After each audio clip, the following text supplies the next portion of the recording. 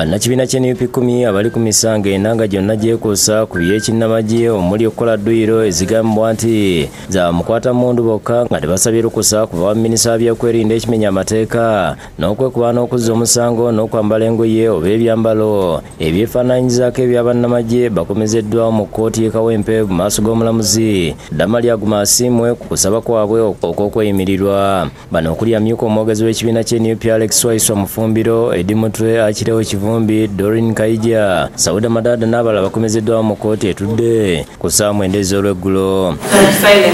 Olwaleero oludda olwabi lubadde luddamu okusaba kwa ludda lw'owaabirwa ku kusaba kw'okweyimirirwa abasibe basobole okuwoza emisango egibavunaanibwa nga bava bweru. Bano mu kkooti badde bayambibwako ttiimu y'abannamateeka baabwe okubadde Evans Ochieng, Samuel Muyizi, Shamim Malende, Alex Luganda n'abalala.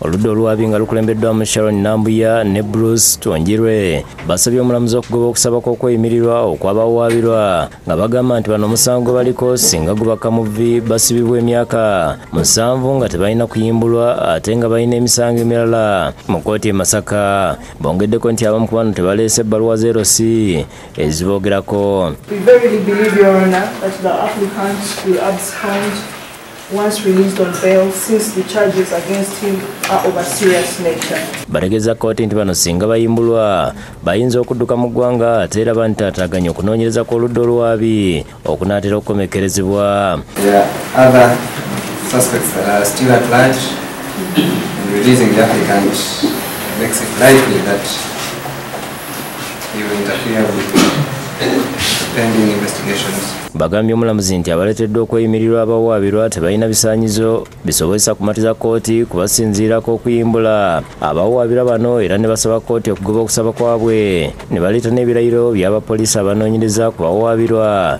ebiwakanya okubayimbula. Bannamateeka b'abawaabirwa bawakanyiza ebyogeddwa oludda olwabi ne bategeeza nga bwe wataliyo omusango gwali gumeze. Bawaabirwa nabwe ekityo mu kiseera kino tebalina musango okutuusa nga kkooti egubasingisizza era balina eddembe by'okweyimirirwa. One of the considerations is, do they have a fix? For you to assess whether they will turn up for trial is whether the accused person or the applicants have a fixed place of support.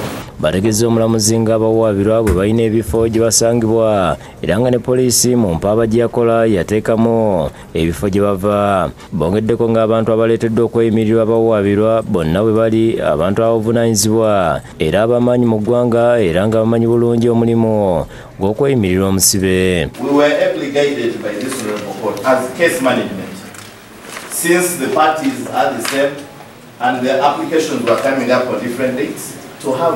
Ku ssaawa emu ez'akawungeezi omulamuzi akulira kkooti eno ayingidde mu kkooti n'asaba omulamuzi Gumasiimwe okufundikira kkooti mu ddakiika 10 ezijja era bwe ziweze essaawa 1 n'eddakiika 2 omulamuzi ayongezezaayo omusango n'okutuusa nga 3 omwezi ogujja nga ku luno lwagenda okuweerako ensala ya kkooti kusaba kw'okweyimirirwa kw'abawaabirwa. Josephine Senfuma yakusakedde gwino ku Lwabukedde TV.